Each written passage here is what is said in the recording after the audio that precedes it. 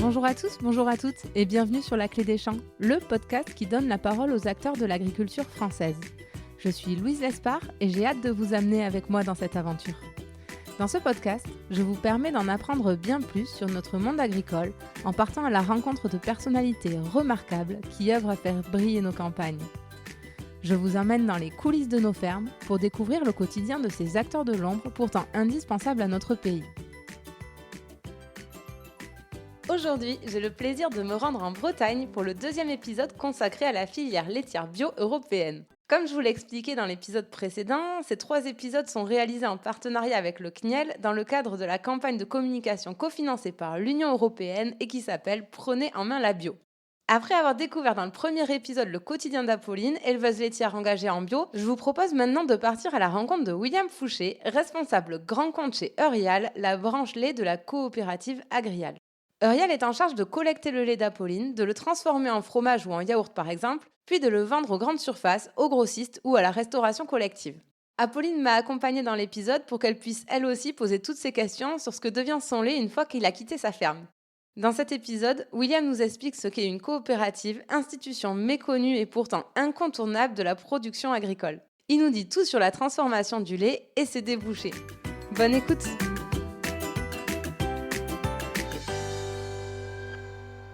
Bonjour William, bonjour Apolline. Bonjour Louise. Bonjour. Merci beaucoup d'être là. On est sur l'exploitation d'Apolline. L'épisode d'avant, on a discuté avec Apolline de ce qu'était l'élevage de vaches laitières en bio. Et aujourd'hui, on a la chance de recevoir William qui va nous expliquer la suite de ce que devient ce lait bio. William, pour commencer, est-ce que tu pourrais te présenter ? Oui, donc moi en fait je représente la société Eurial. Je suis chef de région sur la Bretagne, Normandie, les Hautes-des-Pays de la Loire. Et j'ai aussi une fonction de grand compte sur une partie du national. Ok, Eurial, c'est quoi ? Eurial, c'est une coopérative laitière qui fait partie de la branche lait, enfin c'est la branche lait du groupe Agrial. Ok, Voilà. qui est elle-même une grosse coopérative. Qui est la deuxième plus grosse coopérative de France, ouais, effectivement. Ouais. Mm. Très bien. On parlera après de ce qu'est une coopérative et de ce qui est le rôle d'une coop. Mais d'abord, est-ce que tu pourrais nous dire quel a été le déclic pour toi de travailler dans le monde agricole ? Alors le monde agricole, déjà moi je le suis depuis longtemps. Pourquoi ? Parce que j'ai des grands-parents qui étaient agriculteurs. J'ai toujours aimé en fait ce côté proche de la terre, transformation et autres. Je suis moi-même déjà cuisinier de métier, donc j'aime travailler la matière et les produits. Et donc la logique était que j'aille aussi dans ce sens-là, notamment à travers une coopérative. T'es passé de cuisinier à commercial. C'est ça, ouais. Impressionnant. Et alors, tu peux nous dire quel est concrètement ton rôle, c'est quoi chez Eurial et qu'est-ce que tu fais au quotidien ? Alors chez Eurial, je dois en fait distribuer mes produits auprès des grossistes en région. C'est-à-dire que tous mes produits en fait chez les grossistes nationaux ou même indépendants sur mon secteur, je leur propose mes produits pour qu'ils puissent les vendre soit aux hôtels-restaurants, tout ce qui est collectivité, lycée, collège, etc. Et tes produits, du coup, c'est yaourt, lait, Alors crème. moi, j'ai uniquement que 2 produits sur le bio, sur le service RHD dont je fais partie. C'est uniquement le camembert en portion entier, en portion et en entier. Voilà. Ok, mais pourquoi ce choix des camemberts ? C'est original, en petite portion, en bio. Pourquoi ce produit-là spécifiquement ? Simplement parce que le produit, il est présent en GMS et pour éviter de la multiplication de produits et que ce soit aussi plus simple en termes de commercialisation, c'est un produit qu'on a aussi mis en place en RHD. Donc on a uniquement ce produit-là aujourd'hui et c'est pour ça qu'aussi on veut développer autre chose demain parce qu'il y a une vraie attente sur d'autres produits bio sur la restauration hors foyer. Ouais. En fait, ce qu'il y a, c'est qu'aujourd'hui, la restauration, les cantines scolaires, par exemple, elles bénéficient des produits grande surface qui sont un peu adaptés, mais elles n'ont pas une offre dédiée pour elles. C'est ça, en fait, au final. Aujourd'hui, on est dans ce cas de figure-là. Ouais. Ouais. On doit faire des développements à proprement dit pour notre service. Voilà. Mais c'est des bonnes nouvelles. Ça veut dire qu'il y Oui, a déjà vos axes des bonnes de développement. Pour tous, quoi. Très bien. Alors, du coup, est-ce que tu peux nous expliquer ce qu'est une coopérative ? Une coopérative, en fait, c'est une entreprise qui est créée par les agriculteurs. Tout simplement pour collecter, notamment là, ce qui nous concerne, collecter le lait et le transformer, le valoriser au mieux pour l'ensemble des adhérents. Ok, donc du coup, la COP, par exemple, elle vient récupérer le lait bio d'Apolline. Ensuite, elle le transforme en yaourt, enfin, elle le garde en lait ou elle le C'est transforme ça, en c'est-à-dire yaourt, en beurre. qu'on collecte le lait, ensuite on l'emmène vers des points de transformation qui sont des usines sur lesquelles on va le transformer soit effectivement en ultra frais avec des yaourts ou en fromage ou tout ce qui est dérivé. Quand tu dis que ça a été créé par des agriculteurs, Apolline, t'as quel lien, toi, avec ta COP aujourd'hui? Comment ça se passe, la relation avec ta COP? Eh bien, moi, en fait, quand je suis revenue à la ferme, on était déjà en coopérative. Donc, j'ai été un petit peu bercée par cet esprit coopérateur depuis que je suis toute petite. J'ai un papa qui est convaincu par la volonté de travailler ensemble pour un objectif commun. On est représenté par des administrateurs qui font voter en fait le souhait des territoires et des adhérents agriculteurs. Et on a tous, enfin moi j'ai des parts sociales en fait chez Agrial et du coup j'ai quand même une voix qui compte dans l'entreprise, quoi. Et pour un agriculteur, c'est quoi l'avantage de passer par une COP? Eh bien, pour moi, l'avantage, c'est que qu'on est au fait de tout ce qui se passe, on est maître des choix de transformation, de marque. Là, nous, je vais prendre un exemple concret, hein. Notre marque de yaourt à la coopérative, on en est grand acteur. On a eu régulièrement des invitations pour participer dans des clips, dans des publicités, etc. On participe régulièrement aux animations en magasin grande surface où il y a un agriculteur pour l'aspect pratique et terrain où on a un contact direct avec les consommateurs sur les produits qu'on fabrique, quoi. Et j'imagine pour toi aussi, c'est que l'avantage, c'est que tu t'occupes pas de toute la partie transformation et commercialisation. Tu t'occupes de produire le lait et ensuite tu fais la passe à la COP qui s'occupe du reste. Voilà, complètement. Le gros avantage, c'est que du coup, on sous-traite complètement tout ce qui est aspect marketing, communication et commercialisation des produits, qui demandent des compétences particulières qui ne sont pas les nôtres. Et ça nous permet d'avoir nos produits aujourd'hui référencés dans tous les magasins de France et dans quasiment toutes les grandes enseignes. Et c'est quand même un atout particulier, quoi. Et William, combien il y a d'agriculteurs adhérents à Eurial et est-ce qu'ils sont vraiment entendus et est-ce qu'ils ont vraiment un pouvoir de décision dans la stratégie de la coopérative? Les agriculteurs ont effectivement un pouvoir de décision parce qu'ils font partie en fait du comité de direction dans la coopérative sur lequel ils sont élus et ils sont tous donc agriculteurs et donc une voix égale un adhérent. Donc c'est ça qui est bien et effectivement ils ont leur mot à dire parce qu'ils ils font partie intègre de l'entreprise et puis c'est eux aussi qui donnent la voix de demain sur toutes les décisions qui sont prises au niveau du groupe. Donc ils ont une grosse importance, ouais. Et sans eux, de toute façon, on ne serait pas là. J'aimerais reparler du circuit du lait bio. Du coup, William, c'est la question de l'auditeur. C'est Elsa qui demande concrètement, une fois que Apolline elle a tiré le lait de ses vaches, qu'est-ce qui se passe? Qui vient collecter? À quel rythme? Où part le lait? Est-ce que tu peux nous raconter tout ça? Alors, le lait, il est collecté directement à la ferme à travers en fait nos propres camions qui viennent collecter le lait pour l'emmener soit vers un point de traitement pour assembler l'ensemble du lait et ensuite le dispatcher vers les différentes usines par rapport aux orientations du lait et les besoins nécessaires. Et ensuite, il est transformé sur site par rapport aux demandes et aux attentes des consommateurs. Ok, très bien. Et du coup, à qui vous vendez le lait ensuite? Le lait bio d'Apolline, à qui il part Alors le lait bio qui est transformé, il va être soit vendu auprès des grandes surfaces, ce qu'on appelle la GMS, donc à travers des produits qui peuvent être des yaourts ou d'autres, mais c'est principalement ça aujourd'hui. Et puis sur mon secteur à moi, tout ce qui est restauration hors foyer, ça va être vendu sous forme de camembert, où on le propose, comme je le disais tout à l'heure, soit en portion ou en entier. Et là, notamment pour la restauration collective principalement. Voilà, parce que c'est un produit attendu sur lequel ils ont un engagement là-dessus, notamment avec la loi Egalim qui est en place depuis le 1er janvier 2022.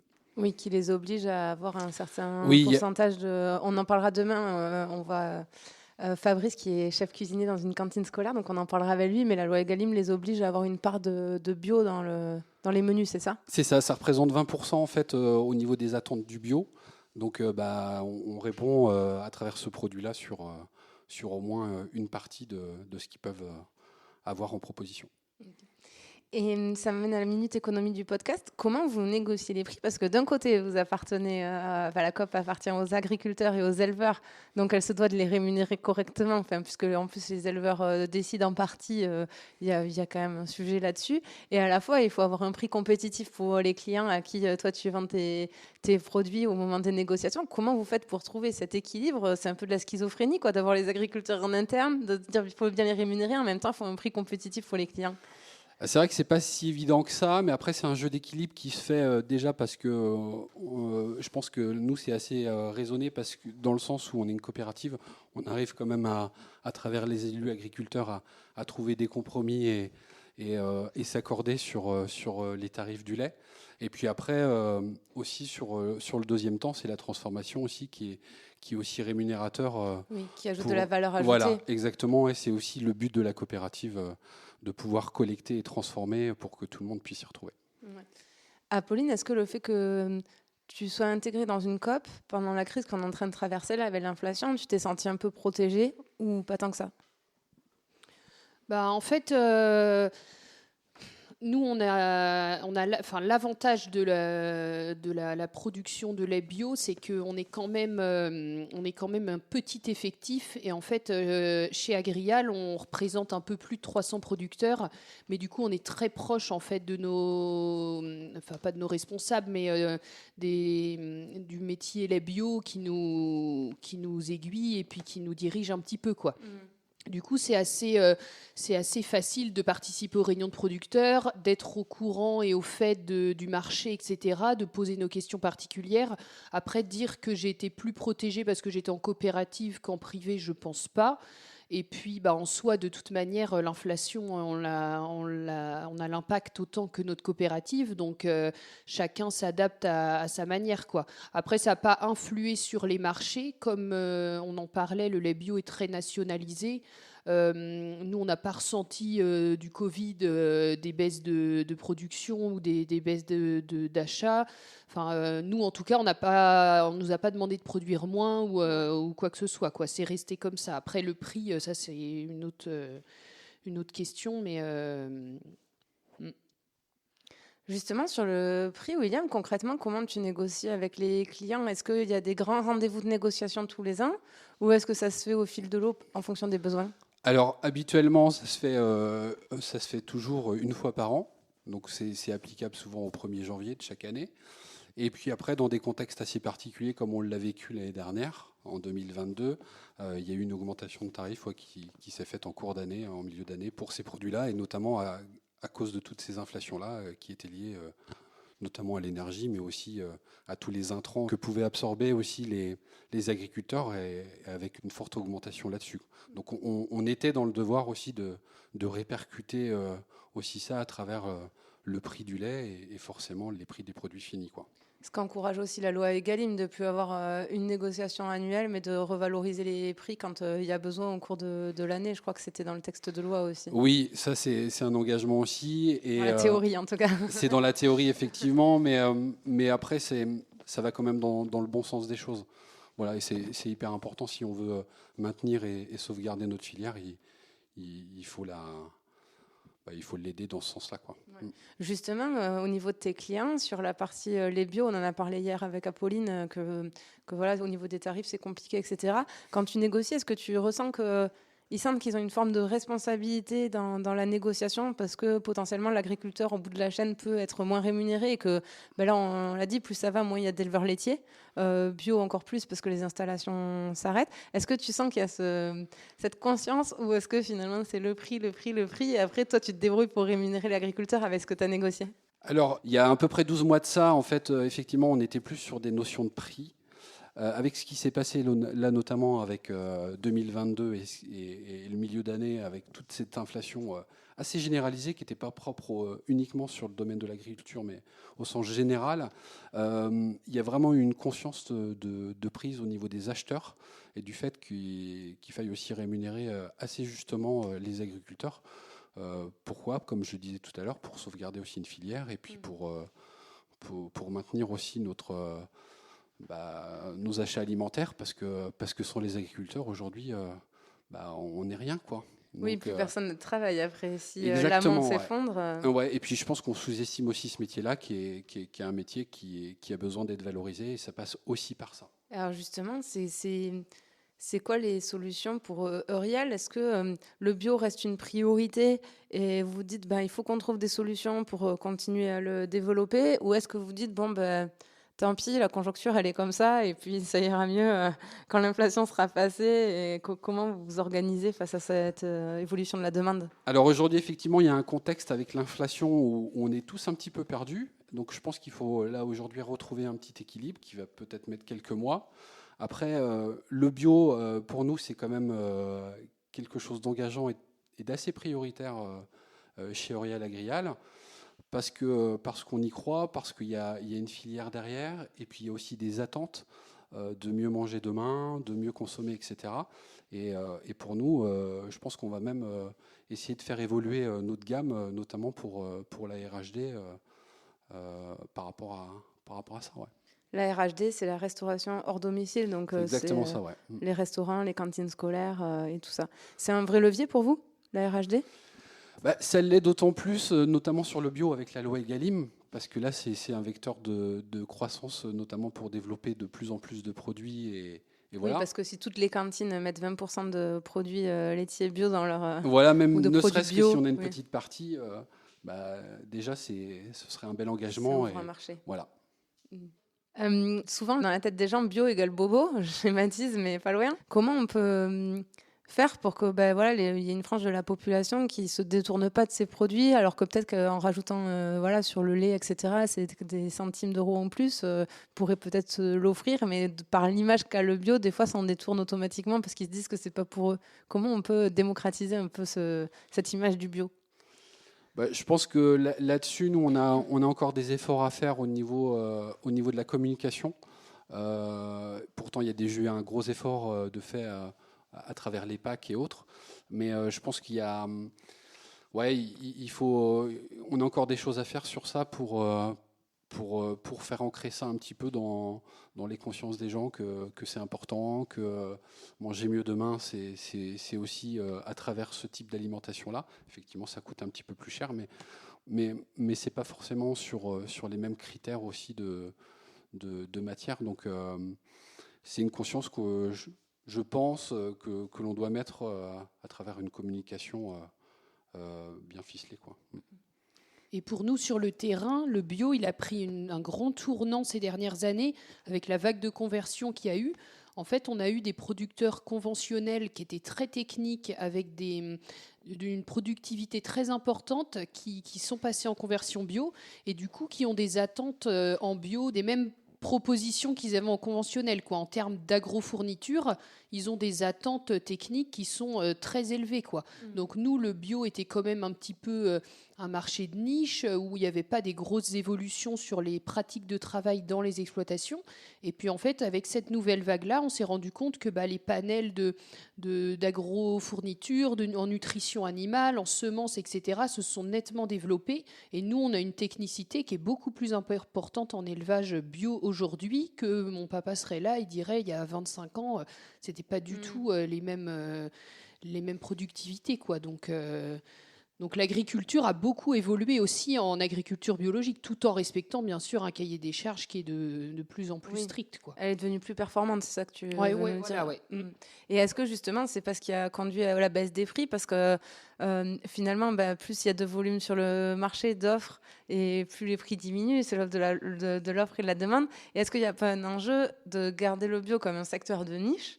Et en fait, se dire, voilà, il y aura X éleveurs bio et ensuite on n'autorise pas les conversions parce que en fait, sinon le prix va diminuer parce que mécaniquement l'offre va s'étendre et le bio va perdre de la valeur aux yeux du consommateur, quoi. Est-ce qu'il n'y a pas un sujet comme ça? En fait, c'était nous, on a toujours répondu, enfin les personnes du métier lait bio, en tout cas chez Agrial, ont toujours répondu à une demande des volumes sur le terrain, quoi. Donc là, la vague des conversions qui est arrivée, elle était tout à fait calculée pour répondre à une demande qui était croissante depuis quelques années, quoi. Et en fait, c'est le souci, comme on en parlait, de la loi Egalim, qui n'a pas forcément été respectée partout, et puis pour plein de raisons différentes, où les volumes n'ont pas été respectés, et du coup, en fait, tous ces volumes-là en trop sur le marché ne sont pas consommer ou partent en conventionnel. Et c'est pour ça, quoi. Parce que si tout avait été respecté, la filière avait été organisée de manière à répondre à cette demande-là et maintenir un prix du lait qui était très bon, quoi. Mais on a une augmentation, on avait une augmentation, en tout cas tous les ans, de consommation bio dans les grandes surfaces et c'était vraiment les restaurations collectives qui étaient la deuxième étape, quoi. Mais Et finalement, en grande surface, ça s'est un peu effondré. La restauration collective n'a pas rempli le Covid contrat. est passé, l'inflation des énergies aussi. Enfin, on a eu malheureusement pas tout. Tout n'a pas été avec nous, quoi. Mais bon. Et William, est-ce que le bio est plus consommé, les produits laitiers bio sont plus consommés dans les villes que dans les territoires ruraux? Est-ce qu'il y a des différences comme ça aussi? Alors aujourd'hui, on n'a pas de panel qui nous permette de savoir un petit peu ces tendances-là. Donc je pourrais difficilement répondre par rapport à ça. Je pense que oui, peut-être que dans les centres-villes, moi plus personnellement, je dirais que oui, il y a peut-être plus une notion de consommer bio que sur des territoires un petit peu plus ruraux. Et encore, je trouve que l'impact et la prise de conscience, elle est quand même présente de manière uniforme sur tout le territoire.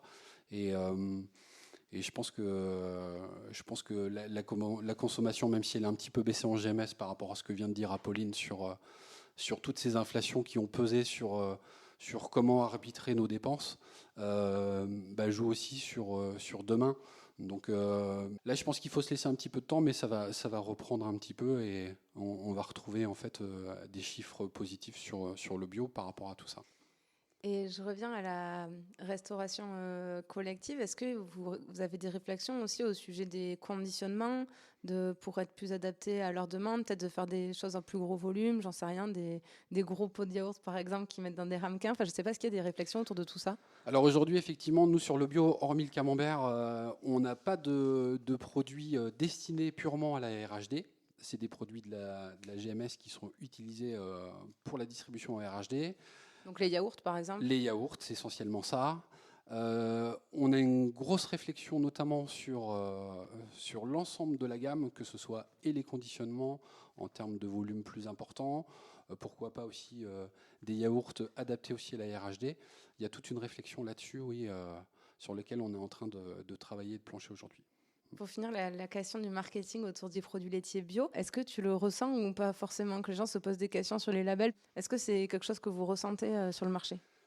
Oui, c'est quelque chose qui est présent. Moi, personnellement, je le vois bien. Pourquoi? Parce qu'en fait, il y a effectivement plein de labels, que ce soit régionaux, nationaux et autres, qui viennent semer un petit peu la confusion.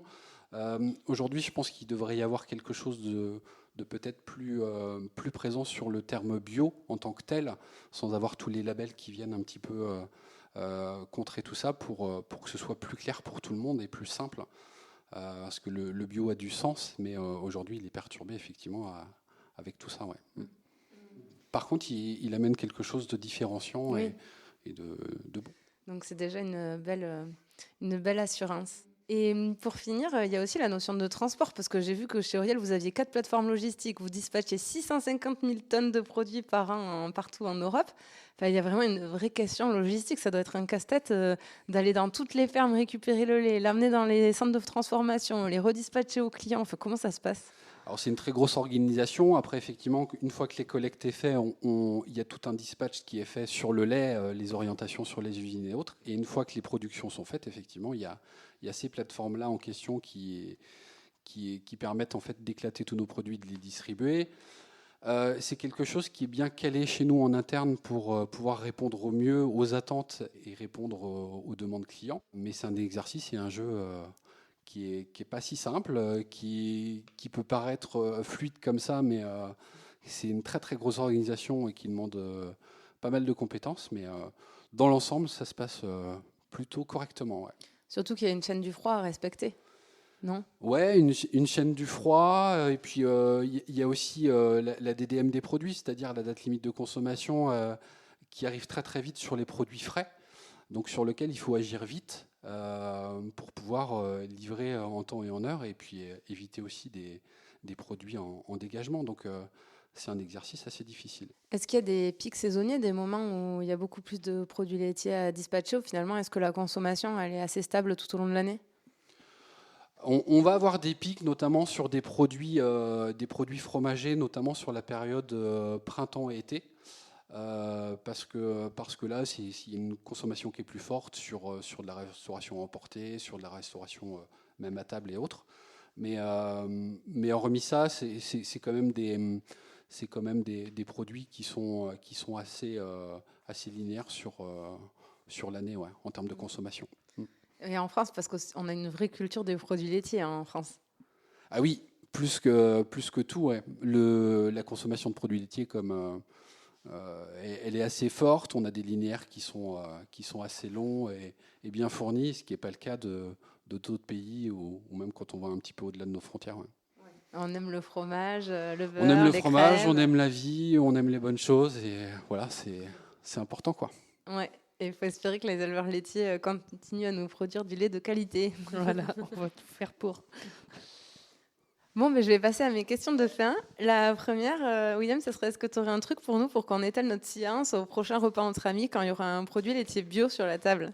Oui, ça peut être sur la répartition en fait du lait bio sur au moins 3 familles, c'est-à-dire que le lait représente 25% en fait de cette répartition-là. Le beurre en représente 19% et puis le fromage 14%. Ok, donc en fait, 19% du lait collecté bio est transformé en beurre, 14% en fromage et 25% est gardé en lait classique, quoi, c'est ça ? Voilà, en lait liquide. Voilà. Ok, très bien. Et la deuxième, c'est qu'est-ce qui te rend fier à toi de t'investir comme ça dans le monde agricole ? Moi, ce qui me rend fier, c'est les valeurs que ça transporte. En fait, c'est...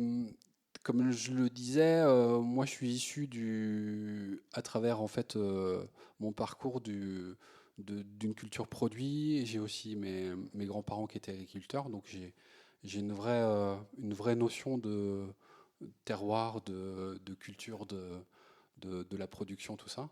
Et puis après, moi personnellement aussi, c'est mes valeurs, c'est-à-dire que aujourd'hui, une production, ça passe aussi par des éleveurs, des producteurs et c'est hyper important et on a besoin d'eux pour demain, quoi.